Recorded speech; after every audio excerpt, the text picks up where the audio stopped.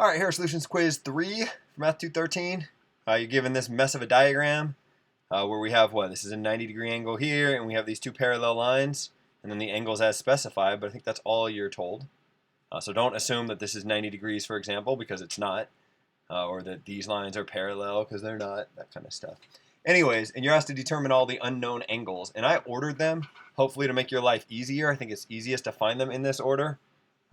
Oh, maybe I just confused people. Anyways, I said start by finding angle B.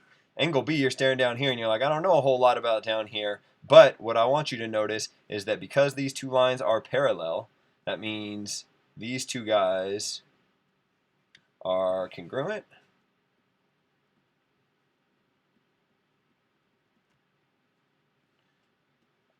Because parallel. So therefore B must be equal to 78 degrees. And what about A? Well, you can figure out A because B and A are supplementary.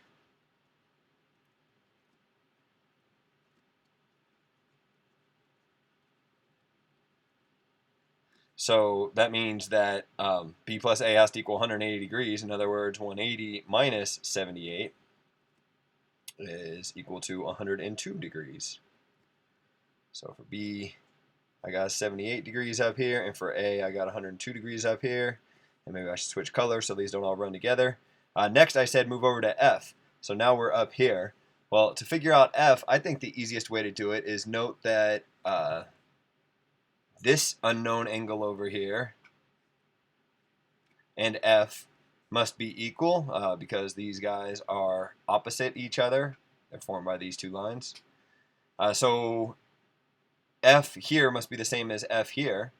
And 44 plus F plus 78 has to equal 180. That's because I have this straight line right here. So 44 and 78 gives me 122. So F would be equal to 180 minus, what did I say, 122? Yeah, I think that's right. So 180 minus 122 looks like, what, 58? So F is equal to 58 degrees. Okay, now that you got F, let's move over to C here. Why did I move to C? Well, because this and this are going to be congruent.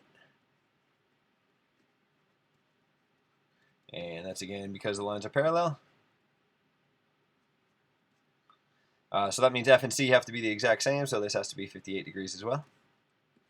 And then D is pretty easy because C and D are supplementary. So 180 minus 58 is equal to what, 122 degrees. And maybe I'll write because C and D are supplements. And then finally, angle E. That one I save for the end because it kind of, well, there's probably lots of ways you can figure it out, but you can figure it out without knowing any of these other ones. Because this is 90 degrees, and these two guys must be 90 degrees. In other words, this 64, this 64 degree angle, and E are complements, meaning they sum to 90. So if I do 90 minus 64, I get 26 degrees, which is my answer for E. So lots of other ways I'm sure that you could have found these, and maybe even in different orders, but this is one way you could find them in this order, so that's the way I went. Confirm that the vertex angles allow for a 3, 12, 12 semi-regular tessellation. Okay, so let's see. Vertex angle for a triangle is 120 degrees, and the way you can convince yourself of that, nope, that's not true, 60 degrees. It's the central angle that's 120. The way you can convince yourself of that is by drawing an equilateral triangle and noting that that's 60 degrees right there. The vertex angle for a 3 is 60. The vertex angle for a 12 is, well, instead of calculating it, I can just come up here and say, wait, the vertex angle, that was the same as the internal angle, which was 150. 60 plus 150 for this 12 plus 150 for this 12 gives me 360 degrees. Then determine if such a tessellation is actually possible. In fact, it is. Okay. And I guess the way you could do that is if you drew a triangle. There's my 3. Man, I don't know if I want you to do a 3, 12, 12. Let's see. Okay, in this problem, I'm going to keep things close to the same. I'm just going to change this into a 3, 3, 4, 3, 4. I think that'll make it easier for you to draw later on. So first, confirm that the vertex angles allow for a 3, 3, 4, 3, 4 semi-regular tessellation. Well, the way you can do that is vertex angle for 3 for a triangle is 60, and vertex angle for a 4, a square, is 90. And so if I take a 60 plus another 60 plus a 90 plus a 60 plus a 90, I get 360 degrees. That's not 360 degrees, that's 360 degrees. Check. I need the sum of the vertex angles to be 360 degrees if it's going to even be a possibility.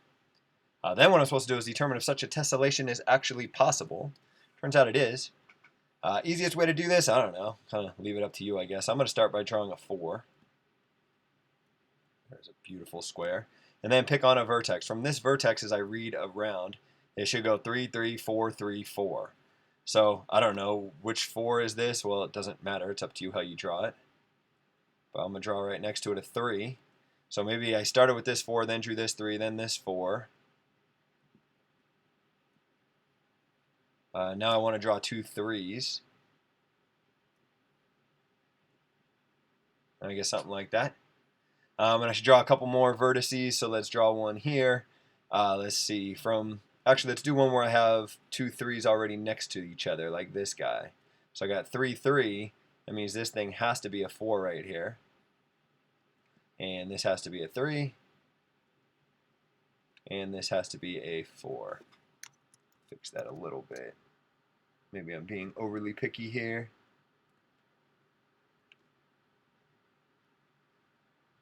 And let's do another vertex. So I need 3, 3, 4, 3, 4. Here's the 4, 3, 4 part, so these have to be 3, 3. There's a triangle, and I get that guy. And maybe I'll do more. 4, 3, 4. So I got a 3, 3 up here. That enough? I think that's probably enough. So I'm going to call this good. And then there are a couple extra credit problems. On Wednesday, my favorite team won their 73rd game. I'm actually making these solutions on Tuesday, so if I jinx this, they lose that game, I'll be mad. But at any rate, we're supposed to figure out how many diagonals a 73-sided shape has. And the way you can do this is sort of looking for a pattern. Let's see, sides, diagonals. If you draw a regular three-gon, aka a triangle, you get no diagonals. If you draw a square, you get 2 diagonals. If you draw a pentagon, you can sketch all the diagonals. You'll see there's 5 of them. And if you draw a hexagon, you'll find that there's 9 of them. And the pattern that we discussed that you probably picked up is that we're kind of adding 2 here, and then 3 here, and then 4 here, and that appears to continue. So if I needed to find the number of sides for a 6-sided shape, instead of just jumping straight to the 9, I could say it's 2 plus 3 plus 4. So I want to add up all the numbers starting at 2, ending at 2 less than this number. So for a 73-sided shape, I would want to get 2 plus 3 plus 4 all the way up to the number 71. And why do I stop at 71? Well, because, I guess it's from recognizing the pattern. If I was going up to 6, I'd stop at 4. If I was going up to 5, I'd stop at 3. It's always 2 less than the number of sides you have. So then what is the sum of the numbers from 2 up to 71? Well, we can use Gauss's method to figure that out.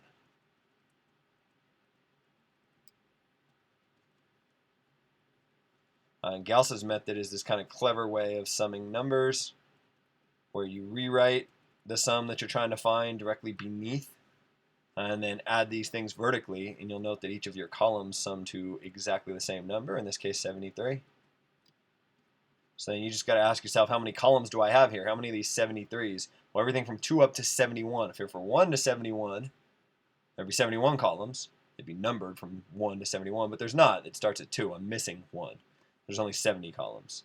70 columns, that's not how you spell columns, times 73 is equal to, let's see, can I do this in my head? 70 times 70 would be 4,900. And then this is 3 more 70s, which is 210 more. So 4,900 plus 210. 4,900 plus 210. I think that's right. 5110. But that's not my answer.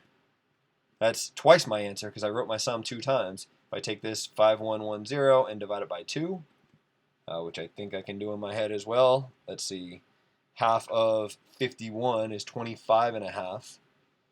So I want 2,555, I think. Yeah, that looks right. 2,555 diagonals. And you can check that. I guess if you doubled this number, you verify that you'd get this number. And by the logic we talked about, this would be the number of diagonals. What is the name of the semi-regular tessellation that has the tessellation below as its dual? Well, a dual is the tessellation. So what that means is if I just draw the dual to this tessellation, then that will be the answer to the question. So let's draw the dual of this tessellation. Well, we'll put little dots in the center, and I know center is a little bit ambiguous of these shapes. You don't have to do too many of them. Make sure you got enough that you'll be able to name this thing properly. And then I'm going to connect any dots where the faces that kind of define those dots share an edge. So like I just connected those 2 dots because this face and this face share this edge. And if I continue doing this, what I'm going to end up with is a tessellation we've already seen in this quiz.